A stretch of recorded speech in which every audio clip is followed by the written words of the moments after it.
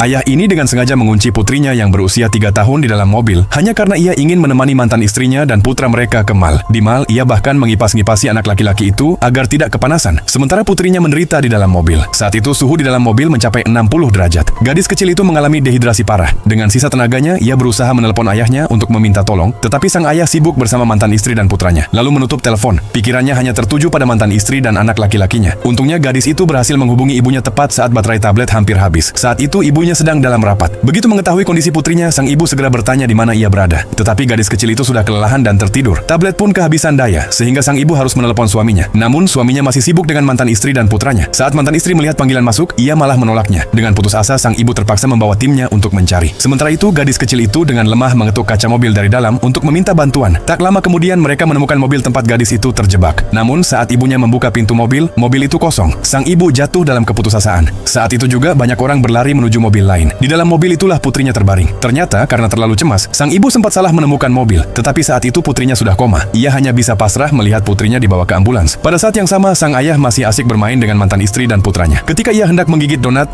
itu jatuh. Tiba-tiba ia merasakan sakit menusuk di dadanya tanpa sebab. Ia tak mempedulikannya dan bersiap pergi bersama mantan istri ke restoran yang sudah dipesan untuk makan malam. Tetapi begitu ia turun ke bawah, ia bertemu istrinya. Ia salah paham, mengira istrinya bersama pria lain. Sang istri dengan marah menegurnya, bertanya apakah ia sudah lupa kalau masih punya seorang putri. Namun, sang suami mengira anak perempuannya aman di dalam mobil. Sang istri tidak ingin banyak berdebat. Ia hanya ingin segera pergi ke rumah sakit untuk melihat kondisi putrinya. Namun, ketika ia tiba di rumah sakit, dokter mengatakan bahwa kemungkinan untuk menyelamatkan pasien hanya 2%. Sang istri pingsan karena terlalu sedih. Saat ia sadar, ia mendapati putrinya utuh berada di sisinya. Ia memeluk putrinya erat-erat, tetapi pada detik berikutnya, putrinya berubah menjadi cahaya dan menghilang. Ternyata semua itu hanyalah mimpi. Kenyataannya, putrinya sudah meninggal. Keesokan harinya, sang ibu menenangkan diri dan mengadakan pemakaman besar untuk putrinya. Ketika sang ayah mengetahui hal itu, ia segera bergegas menuju tempat tersebut.